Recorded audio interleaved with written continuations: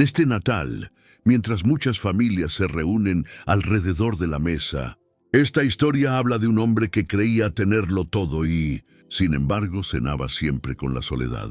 Es el relato de un empresario que, al regresar antes de tiempo a su mansión, descubre a una joven empleada compartiendo un almuerzo humilde con 4 niños que parecen llevar su misma sangre. A partir de ese momento, nada vuelve a ser igual. La culpa, los secretos y la posibilidad de una segunda oportunidad se sientan juntos a la mesa. Es una historia de injusticia, de protección maternal y de un corazón endurecido que, en una sola tarde, se ve obligado a preguntarse qué significa realmente ser familia. Antes de empezar, dime en los comentarios desde dónde nos escuchas y cuéntame cómo estás pasando esta Navidad. Si estas historias te acompañan en estas fechas, regálanos un like para que este relato llegue a más corazones que quizá hoy se sienten solos. El sonido de un llavero al caer sobre el mármol no fue fuerte, pero en una casa acostumbrada al silencio, parecía un golpe. Héctor Santillán volvió 3 horas antes de lo normal. No estaba planeado. Había salido del edificio de vidrio de su empresa, el Consorcio Santillán, con un único objetivo: recoger documentos que olvidó en su despacho privado y regresar a reuniones interminables. Era martes, un día cualquiera. La mansión estaba en una zona exclusiva de Puerto Alba, detrás de muros altos, cámaras y un portón que abría como si obedeciera al aire. Allí, desde la muerte de su esposa Adriana, todo funcionaba con una disciplina fría. Nadie alzaba la voz, nadie se sentaba en el comedor principal, nadie tocaba los objetos intocables. La casa era grande, impecable y triste. Por eso, al cruzar el pasillo que conducía al comedor, Héctor sintió que algo no encajaba. Primero fue un olor. No era perfume caro ni cera para madera. Era comida sencilla, caliente, con un toque de especias económicas. Luego escuchó un murmullo infantil, bajo, como si alguien intentara reír sin despertar a un gigante. Se detuvo en el umbral y el mundo, por un segundo, dejó de moverse. En la mesa de caoba que nadie usaba desde el funeral de Adriana, había una escena doméstica que no debía existir. Marina, la joven empleada de la casa, la que limpiaba baños, pulía plata y bajaba la mirada cada vez que él pasaba. Estaba sentada, inclinada sobre 4 platos. No estaba sola. Frente a ella, ocupando sillas que en otros tiempos se reservaban para socios y figuras importantes, había 4 niños. 4 varones de la misma edad, casi iguales. No podían tener más de 4 años. El pelo castaño revuelto, los ojos grandes, atentos, la misma forma de la frente y de la barbilla. Comían con un respeto extraño, como si aquel almuerzo fuera lo único seguro que tenían. Marina servía una cucharada de arroz amarillento, humeante, con una precisión que dolía. Repartía porciones iguales, limpiaba comisuras, acariciaba cabezas con la ternura de alguien que ha tenido que calmar llantos en la oscuridad. Y lo hacía con guantes de limpieza puestos, los mismos guantes amarillos que antes Héctor había visto en el cuarto de lavandería. La imagen era absurda: guantes de goma, vajilla fina y niños famélicos comiendo oro falso. Héctor quiso reaccionar como siempre lo hacía, con autoridad. Quiso preguntar quién se atrevía a ocupar su mesa, quién había permitido esa invasión, por qué la casa sonaba viva. Pero se quedó quieto. No era solo la rabia. Era otra cosa, un reconocimiento irracional, un golpe en el pecho. Uno de los niños levantó la cabeza y sonrió por una tontería mínima, como si la vida aún pudiera ser ligera. La lámpara del comedor iluminó su perfil. Héctor sintió que el estómago se le hundía. Esa nariz, ese modo de curvar los labios al sonreír, incluso el gesto de sostener el tenedor con una elegancia que no correspondía a ropa remendada. Era como verse a sí mismo en un espejo del pasado. El aire se volvió pesado. La casa, que siempre obedecía a su dueño, parecía proteger aquella escena en secreto. Héctor avanzó un paso y el cuero de sus zapatos crujió. No fue un gran ruido, pero Marina lo percibió como si fuera una alarma. Se tensó de golpe. La cuchara quedó suspendida en el aire. Ella giró lentamente la cabeza, con el rostro pálido, como quien sabe que la verdad ha sido encontrada. Sus ojos se cruzaron con los de Héctor. Los niños, al sentir el miedo de Marina, dejaron de comer al mismo tiempo y miraron hacia la puerta. 4 pares de ojos grandes, con una mezcla de curiosidad y temor instintivo. Héctor no pudo respirar. No eran solo parecidos, eran demasiado. Eran copias imperfectas y por eso mismo más reales. El tipo de parecido que no se explica con coincidencias. Marina se puso de pie con un movimiento rápido y se colocó delante de ellos. Abrió los brazos como un muro. No dijo nada al principio, pero su cuerpo gritaba lo necesario. No tocar, no separar, no destruir. Héctor entró al comedor como entra un hombre al lugar donde le robaron algo, pero no sabía qué era todavía. Se acercó a la mesa, clavó la mirada en los niños, y la indignación comenzó a mezclarse con una curiosidad voraz. Su voz salió dura, inevitable. Quiso exigir una explicación. Quiso imponer orden. Sin embargo, antes de que pudiera hacerlo, vio un detalle en la ropa de uno de los niños. Una tela conocida, unas rayas azules específicas. Esa tela había sido suya. Una camisa cara que había tirado por una mancha de tinta. Alguien la rescató, la cortó, la cosió y la convirtió en una prenda infantil. Ahí, en medio del lujo, Héctor entendió que aquello no era un juego. Era supervivencia escondida. Y en su propia casa, el primer impulso de Héctor fue el de controlar la situación. La mansión tenía reglas, y las reglas lo mantenían a salvo de sentir demasiado. Pero el temblor en las manos de Marina y el modo en que los niños se apretaban contra ella no parecía una travesura, parecía una defensa aprendida. Héctor se acercó más, apoyó las palmas sobre la mesa pulida y, sin querer, hizo vibrar cubiertos. Los niños se sobresaltaron. Uno de ellos se deslizó de la silla y se aferró a la pierna de Marina, escondiendo la cara en su ropa. Los otros lo imitaron con una rapidez automática. No era timidez, era miedo antiguo. Marina tragó saliva. La forma en que mantenía la barbilla erguida decía que estaba dispuesta a recibir un castigo si con eso evitaba que tocaran a los pequeños. Héctor, al verla así, sintió algo incómodo. No era compasión, era una sospecha y también un hilo de culpa que no sabía de dónde venía. La explicación que Marina intentó dar al principio no se sostenía. Héctor no necesitaba ser un experto para notar que ella era demasiado joven para ser madre de 4 niños de esa edad. Además, los niños la miraban como a una madre, sí, pero también como a una guardiana, una protectora. Y sobre todo, había algo que no cuadraba en la escena. La comida era pobre, pero el comedor era rico. Eso era un contraste que solo aparece cuando alguien está escondiendo una realidad en un lugar que no le pertenece. Héctor observó el arroz amarillento en los platos. No era un plato de chef, no era un capricho. Era algo que llena y engaña al estómago. Los niños lo miraban como si fuera un tesoro. Marina, con cuidado, les decía que comieran despacio, que hoy alcanzaba, que no habría que pelear por la última cucharada. Héctor sintió que se le cerraba la garganta. Su casa no debía conocer ese tipo de frases. En un acto que nació de la necesidad de comprobar lo imposible, Héctor extendió la mano hacia el niño que no apartaba la mirada. Era el más sereno, el más adulto en su silencio. Marina reaccionó como una chispa. Su cuerpo se tensó, como si supiera que un solo contacto podía desatar el derrumbe de todo. Pero no lo detuvo a tiempo.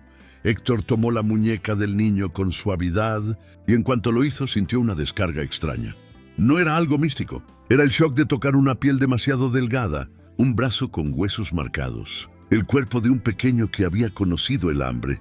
Entonces vio la marca. En el antebrazo del niño, debajo del codo, había una mancha café clara, irregular, con una forma que recordaba a una hoja. Héctor se quedó helado. Se llevó la mano a su propio brazo, bajo la manga del traje. Él también tenía esa marca, la misma, en el mismo lugar. Una marca que su padre decía que venía de sangre y que en su familia se repetía. Héctor soltó al niño como si lo quemara y retrocedió un paso. Buscó con la mirada el rostro de los otros 3, sus ojos, sus gestos. sus facciones. El parecido ya no era una sospecha, era una amenaza a su realidad. Marina, al ver el cambio en Héctor, bajó la mirada. Ya no parecía buscar una mentira. Parecía prepararse para una confesión. Uno de los niños, inocente y cruel sin querer, señaló hacia una pared donde había cuadros familiares que Héctor no miraba desde hacía años. Y con una naturalidad que rompía el aire, soltó una frase simple, que había una foto que Marina les enseñaba antes de dormir. Una foto donde él aparecía. Héctor sintió que el suelo se movía. El niño lo miró con una esperanza limpia y preguntó si él era su padre. No fue una escena de gritos. Fue peor. Fue una pregunta pequeña que pesó como una piedra enorme. Marina cerró los ojos como quien no puede huir. Asintió muy despacio y con una voz baja lo dijo. Los 4 eran sus hijos. Los hijos que, según le dijeron, habían muerto al nacer. La mente de Héctor viajó 5 años atrás. Un hospital, una madrugada, la muerte de Adriana, el dolor mezclado con alcohol, su madre Ofelia ocupándose de todo, la promesa de que era mejor no ver. Ataúdes cerrados, papeles firmados. Héctor recordó la sensación de haber enterrado algo que no pudo despedir. Quiso negar. Quiso aferrarse a lo único que le quedaba, la versión oficial de su tragedia. Pero Marina sacó de debajo de su uniforme una cadena barata. De ella colgaba un relicario abollado, sucio, pero inconfundible. Héctor lo reconoció de inmediato. Era el relicario que él le regaló a Adriana el día de su boda, con el escudo de su familia grabado. Cuando lo abrió, encontró una foto vieja. Él y Adriana sonriendo, ignorantes de lo que vendría, y una frase grabada para mis 4 milagros. Ahí, por fin, Héctor dejó de pelear contra lo evidente. Cayó de rodillas. No por teatralidad, por falta de fuerza. Miró a esos 4 niños como se mira algo que uno creyó perdido para siempre. Y mientras los niños lo observaban, sin entender la dimensión del momento, Héctor comprendió que el verdadero horror no era que estuvieran vivos. El verdadero horror era pensar dónde habían estado y quién decidió que desaparecieran. Marina no inventó un relato heroico, no adornó. Contó lo mínimo para que él entendiera el tamaño de la herida. Dijo que los encontró meses atrás, una noche de lluvia, cerca de un lugar donde la ciudad tiraba comida a escondidas. No los encontró en un parque ni en una calle iluminada. Los encontró donde nadie mira, entre basura, humedad y miedo. Héctor escuchó sin moverse. El cuerpo le dolía de estar arrodillado, pero no quiso ponerse de pie. En esa posición, al nivel de los niños, todo se volvía más real. Marina explicó que gastó lo que tenía para llevarlos a un cuarto pequeño, dentro de la mansión, lejos de la vista. Los bañó, les dio calor, les dio arroz, porque era lo único que podía pagar sin levantar sospechas. El arroz amarillo no era lujo, era un truco. Color para que los niños creyeran que comían algo especial. Un intento de darles esperanza con lo barato. Héctor sintió vergüenza al comprender lo simple. Él pagaba salarios bajos sin pensarlo. Firmaba cheques tarde. Vivía en un mundo donde el hambre era un rumor lejano. Y Marina, con ese dinero escaso, sostenía 4 vidas. Los niños comían como quien no confía en el mañana, despacio, mirando el plato como si pudiera desaparecer. El dolor se volvió rabia cuando Marina mencionó marcas en los tobillos. No dijo tortura con grandes palabras, dijo marcas, y eso fue suficiente. Héctor imaginó cuerdas, miedo, encierro.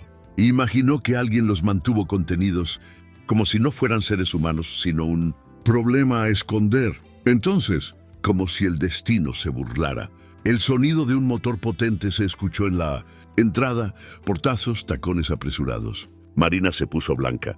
Los niños se tensaron. Uno de ellos murmuró una palabra que a Héctor le retorció el estómago. La bruja. Héctor supo, antes de verla, quién era. Ofelia Santillán entró al comedor como entraba siempre, sin pedir permiso, como si la casa fuera más suya que de él. Venía impecable, con ropa cara, joyas brillantes y una mirada acostumbrada a ordenar el mundo. Se detuvo al ver la escena. Los 4 niños.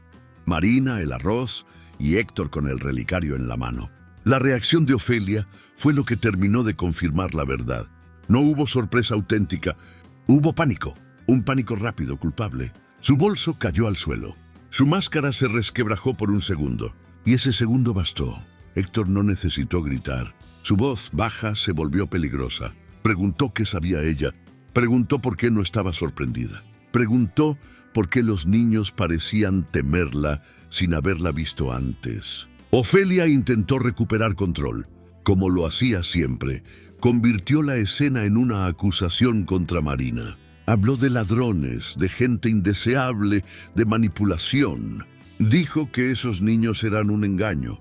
Pero los niños se encogieron, lloraron en silencio y buscaron escondite. Uno pronunció con terror algo que lo dejó helado: la caja oscura. Héctor miró a su madre como si la viera por primera vez. No como madre, como una amenaza. Ofelia, presionada por la evidencia y por sus propias palabras cortadas, terminó soltando frases que no debió decir. «Yo pagué», insinuó. «Yo me aseguré», dejó escapar. Y cuando Héctor la obligó a mirar el parecido, la marca, el relicario, Ofelia mostró su verdadera cara. La frialdad de alguien que cree que el apellido vale más que una vida. Héctor entendió el rompecabezas de golpe. Su madre organizó el funeral, controló el hospital, impidió que él viera cuerpos, insistió en ataúdes cerrados. La mentira fue construida con precisión. Lo peor vino cuando Ofelia justificó su monstruosidad. No pidió perdón.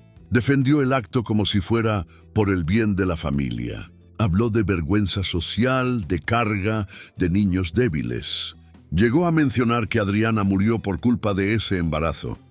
Como si los niños fueran culpables de existir. Ahí algo se rompió en Héctor. No fue solo la rabia de un hijo.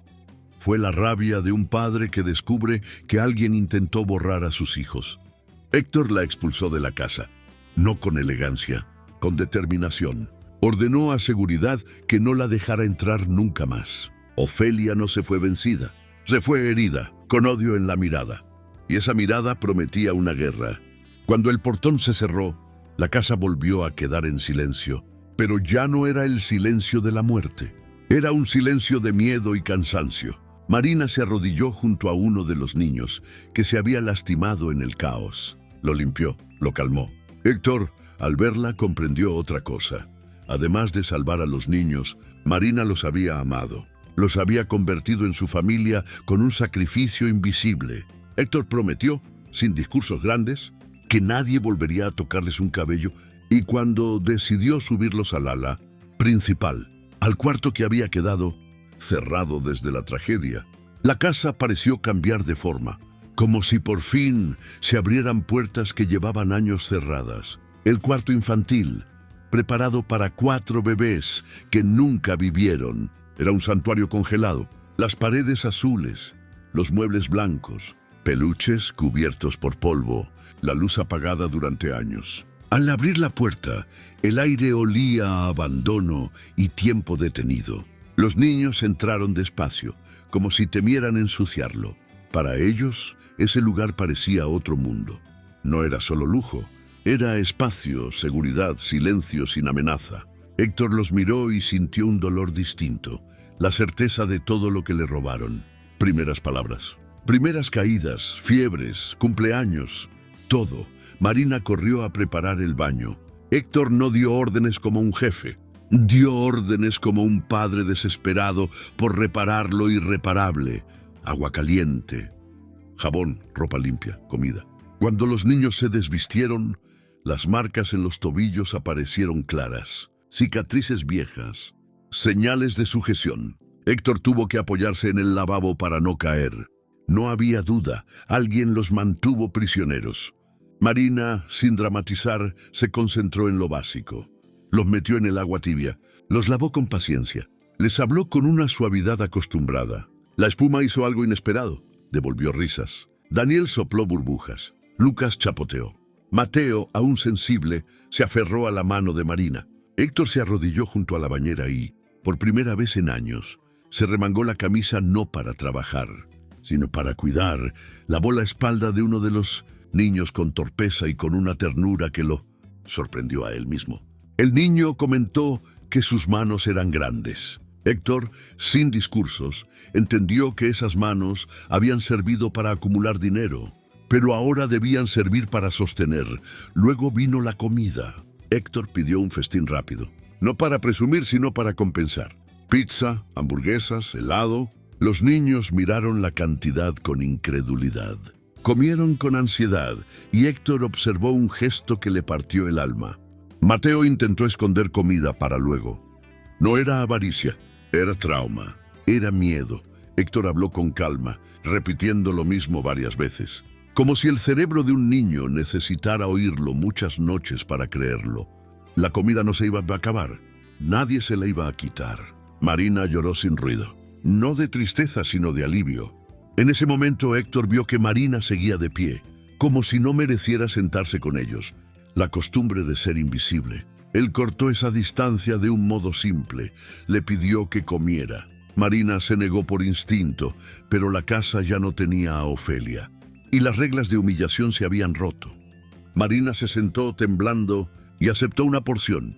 Los niños le ofrecieron comida como si fuera lo más natural del mundo. Héctor observó esa escena con una claridad inesperada. Marina no era una empleada más, era la razón por la que sus hijos seguían respirando. La noche llegó con un cansancio brutal. Los niños se durmieron en la cama grande, rodeados de cajas de comida. Héctor no pudo irse. Se quedó mirando cómo respiraban.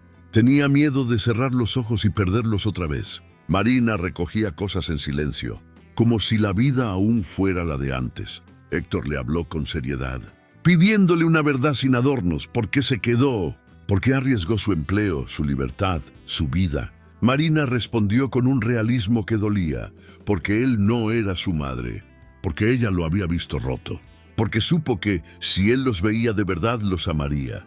Elena, no Marina, no pidió premios, no pidió dinero, solo pidió no ser separada de ellos. Héctor, con la crudeza de quien entiende tarde, le dijo lo único que importaba, que la necesitaba. Y cuando el teléfono vibró con llamadas que anunciaban problemas legales, el abogado familiar, la presión externa, Héctor supo que la guerra que Ofelia prometió no iba a tardar. El pasado ya había vuelto, y venía con uniformes, sellos y amenazas. Al día siguiente la mañana comenzó con un respiro breve.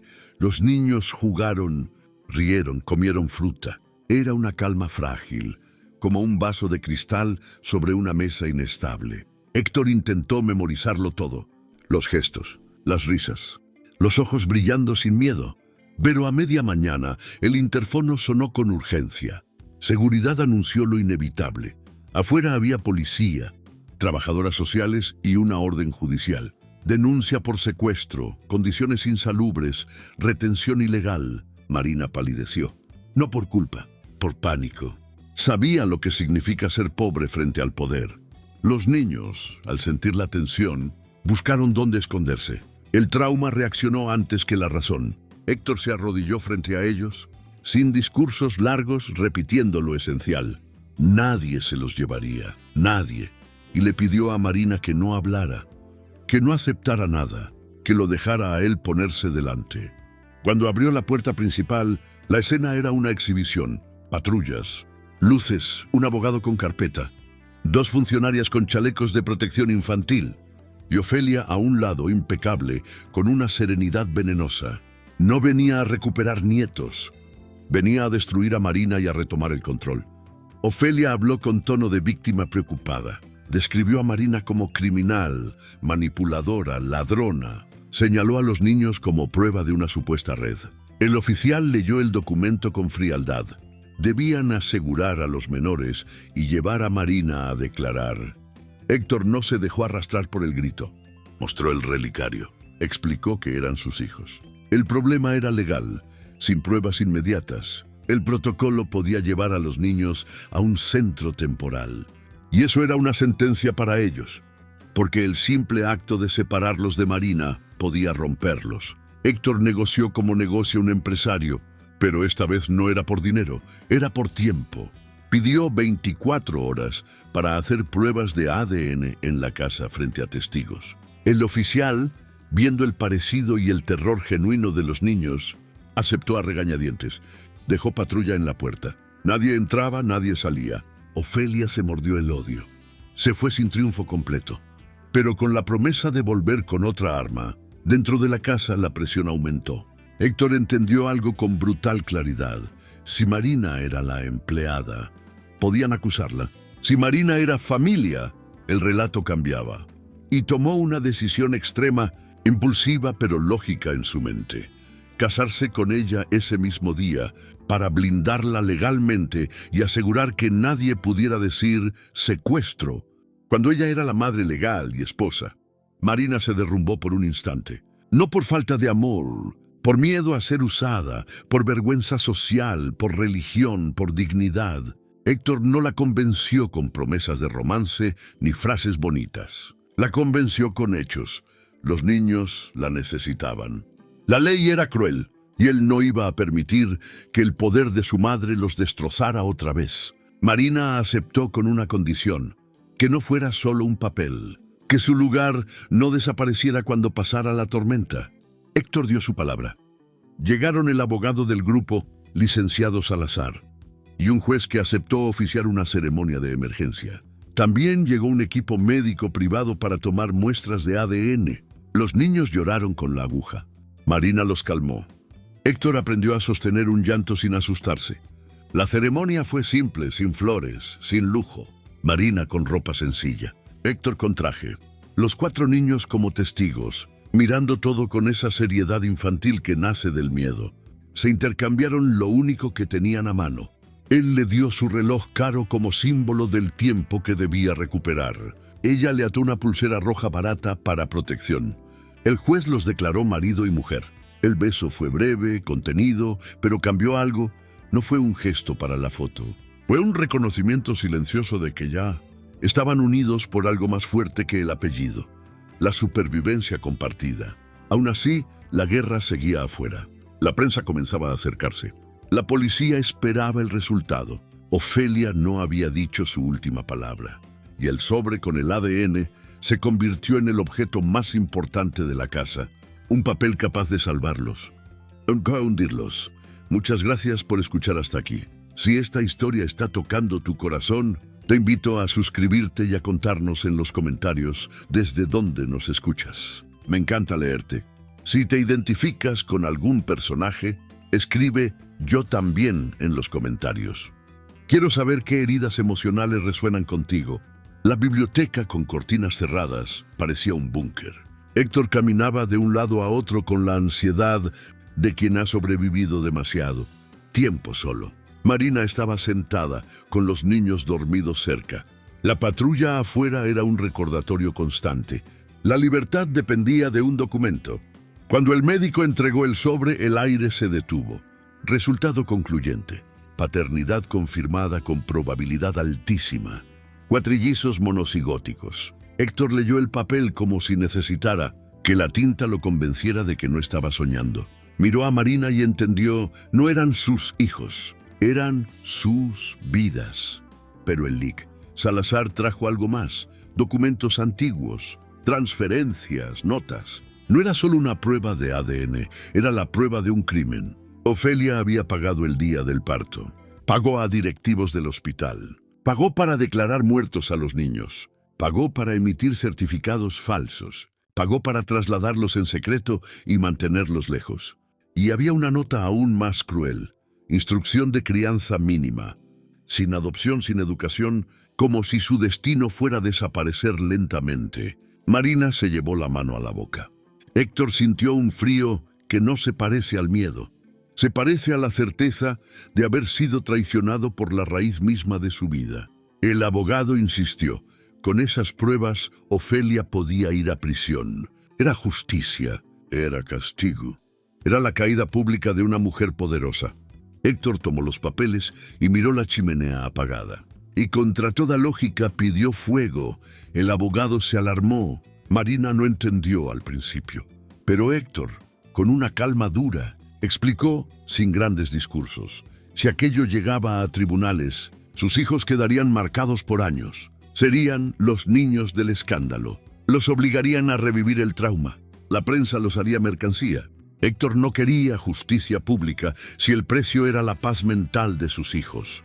Encendió un cerillo y quemó los documentos en la chimenea, no para salvar a Ofelia, para salvar a los niños del espectáculo, para cortar el vínculo con el horror.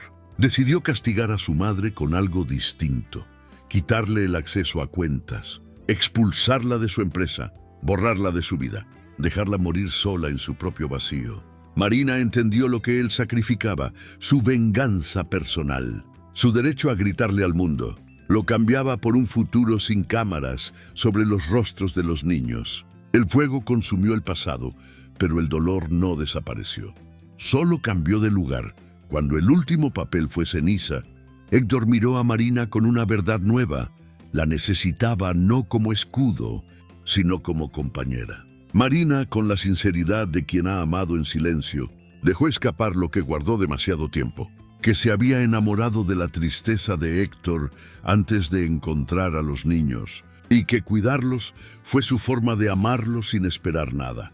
Héctor sintió que esa confesión lo golpeaba más que cualquier resultado de laboratorio.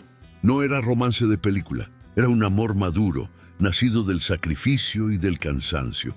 No hubo discursos, solo la certeza de que no se salvaban solos. La puerta se abrió de golpe.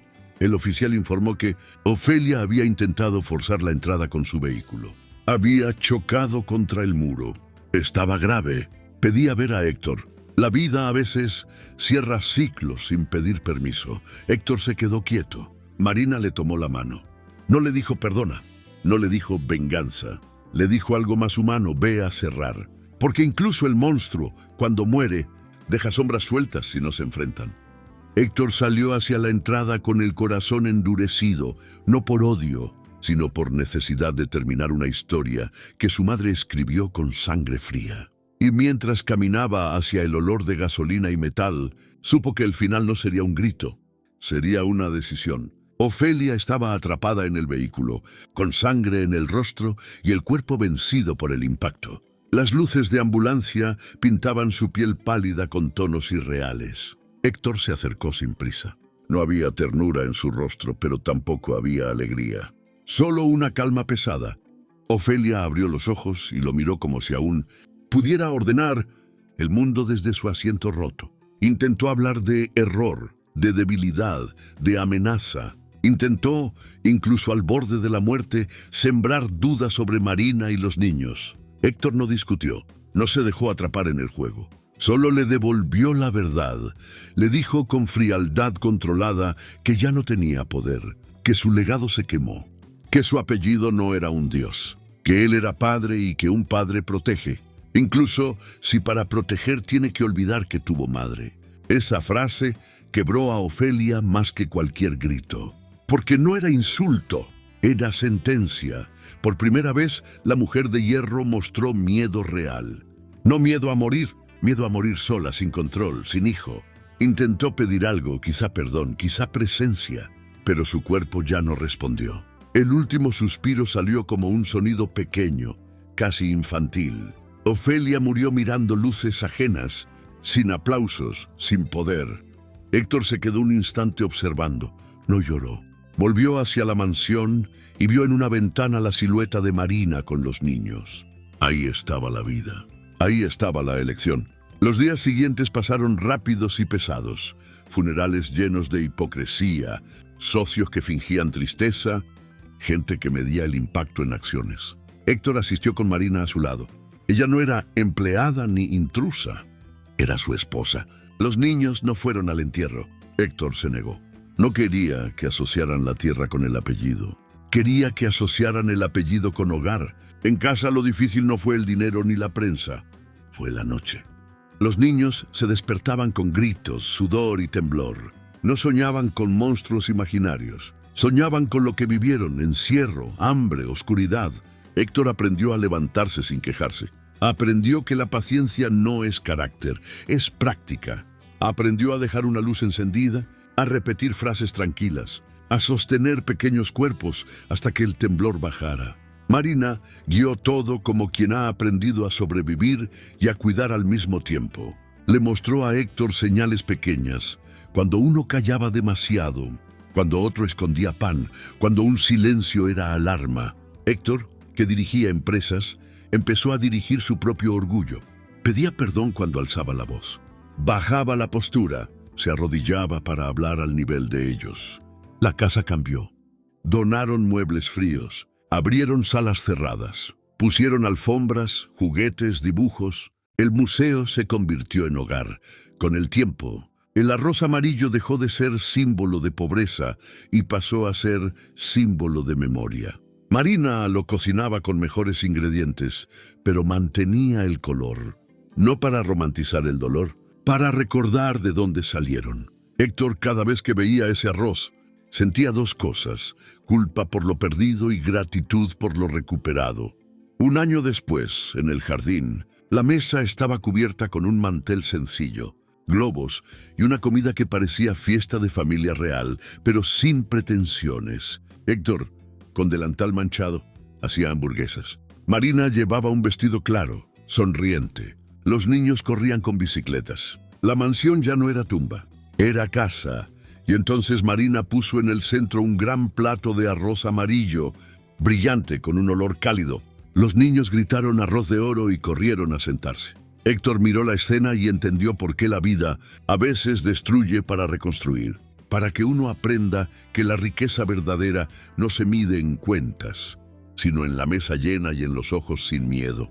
Héctor levantó su vaso y brindó por Marina. No con un discurso perfecto, sino con palabras simples. Ella les enseñó que el oro no vive en el banco, vive en el plato compartido. Marina lo miró y, sin decir mucho, le devolvió la misma verdad. Él los salvó del dragón cuando despertó. El sol bajó. La risa siguió. Los niños comieron sin esconder nada. Y Héctor, por primera vez en muchos años, sintió paz sin culpa. No porque olvidó, sino porque eligió construir. Esa paz no significó que el pasado no existiera. Significó que el pasado ya no mandaba. Héctor y Marina se comprometieron a hacer algo más difícil que castigar. A Ofelia sanar. Sanar no es un día, es una repetición diaria. Un esfuerzo silencioso, una manera de estar. Los niños comenzaron terapias discretas con profesionales que no buscaban fama. Héctor pagó, sí, pero aprendió que el dinero no compra confianza. La confianza se gana con presencia. Marina, a veces agotada, se permitía llorar en el baño cuando nadie miraba. No era debilidad, era el precio de sostener a todos. Héctor también cambió en la empresa.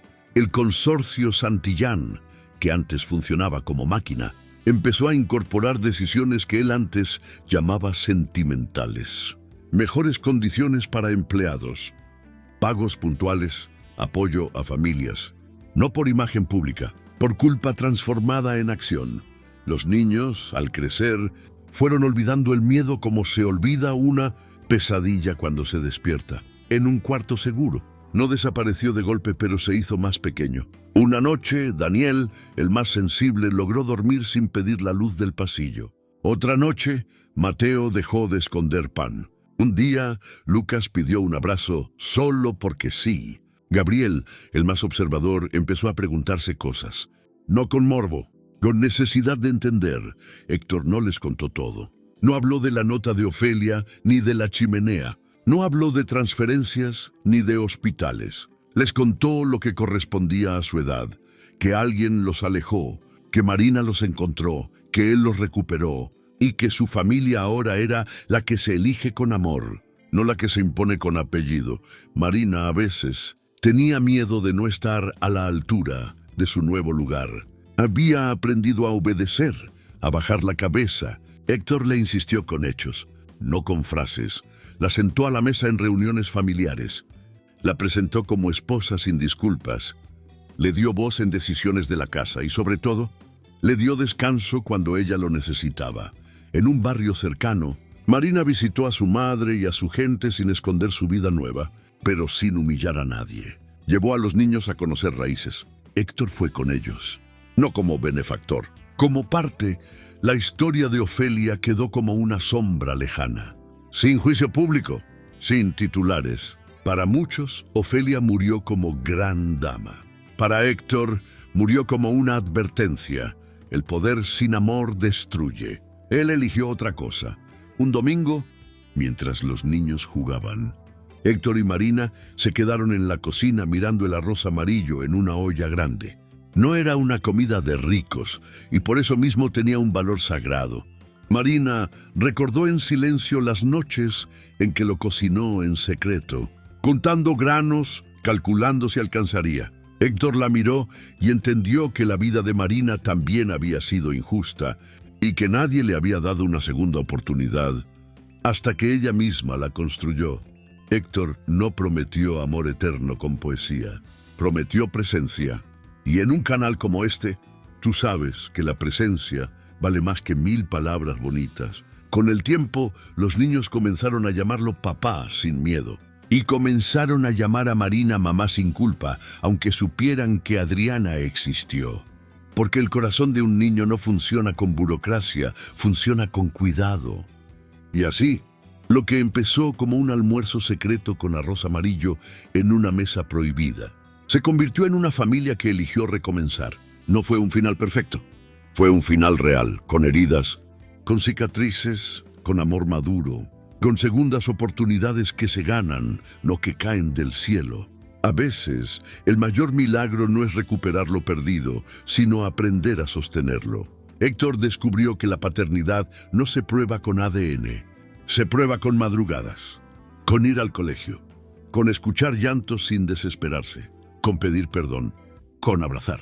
Marina descubrió que su dignidad no dependía del uniforme que usó por años, dependía de su corazón, y descubrió algo aún más difícil, que también tenía derecho a ser amada, no solo a servir.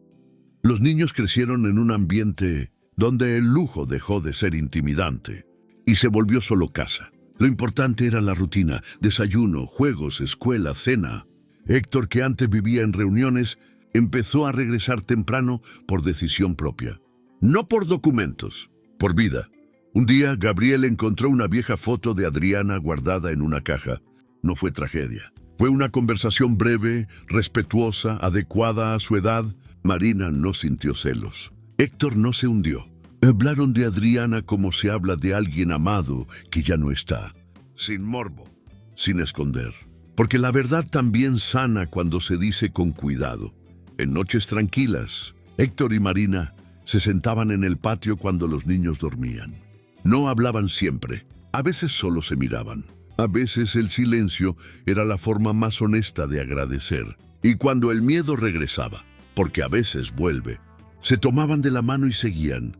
La ciudad, Puerto Alba, siguió girando con sus chismes, sus clases sociales, su gente que juzga, pero dentro de la casa, la opinión externa empezó a importar menos. El amor real, cuando llega tarde, llega con hambre de verdad. Héctor nunca olvidó la primera escena, Marina con guantes amarillos, sirviendo arroz en platos finos. Esa imagen se quedó como recordatorio. Cada vez que él sentía que volvía a ser el hombre duro, recordaba la cuchara, el arroz, la mirada de 4 niños hambrientos, y bajaba la soberbia. Marina, cada vez que el pasado intentaba hacerla sentir menos, recordaba que fue ella quien sostuvo a 4 vidas con manos cansadas. Y se enderezaba. En la mesa familiar, el arroz amarillo seguía apareciendo en días importantes. No como nostalgia del dolor, sino como símbolo de que resistieron. El arroz, que un día fue supervivencia escondida, se convirtió en celebración abierta. Y si hoy tú que estás escuchando, has sentido alguna vez que la vida te robó algo, esta historia te recuerda algo sencillo. A veces el destino devuelve, pero devuelve con pruebas. No devuelve para que uno se quede igual. Devuelve para que uno cambie. La tarde del aniversario, cuando Héctor llegó temprano sin aviso, no hubo discursos largos. Los niños comieron, rieron y se mancharon de arroz, como si ese color fuera parte del sol. Marina los miró, con esa mezcla de cansancio y felicidad que solo tiene una madre real, de las que sostienen sin pedir aplauso. Héctor, sentado a la cabecera, entendió que el verdadero final no fue la muerte de Ofelia ni la prueba de ADN, ni el matrimonio de urgencia. El verdadero final fue ver a sus hijos comer sin esconder comida.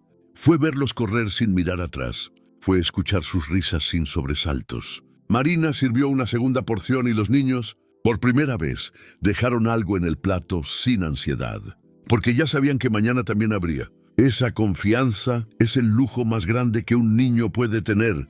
Héctor miró a Marina. Ella no llevaba uniforme, no pedía permiso para sentarse, no bajaba la cabeza. Y él no necesitó decir mucho para reconocerlo. Ella había sido la mano que evitó que sus hijos se perdieran para siempre. Y también fue la mano que lo devolvió a él del abismo. Los niños, con la inocencia nueva de quienes ya no viven en guerra, le preguntaron qué harían al día siguiente. Héctor dijo que irían al parque, que elegirían juguetes, que harían cosas simples. Porque el futuro no siempre necesita algo grande. A veces necesita estabilidad. Al caer el sol, el jardín se llenó de una luz suave. Y por primera vez, la mansión no pareció enorme. Pareció cálida. Héctor comprendió que hay gente que cree que el apellido se defiende con orgullo. Él aprendió que se defiende con amor. Y así termina esta historia, no con perfección, sino con una familia real, marcada pero unida. Con un empresario que dejó de ser solo dueño de una empresa para convertirse en padre. Con una mujer humilde que, sin buscarlo, se convirtió en la raíz de una casa entera. Y con 4 niños que pasaron de pelear por comida a compartirla sin miedo. Si esta historia te recordó que todos merecemos una segunda oportunidad, compártela con alguien especial. Y si aún no lo has hecho, suscríbete a Amor Sincero. Aquí te esperamos cada día con un nuevo relato lleno de vida y emociones. Si escuchaste esta historia hasta el final, escribe gracias por esta historia en los comentarios. Así sabré que estás conmigo hasta el último segundo.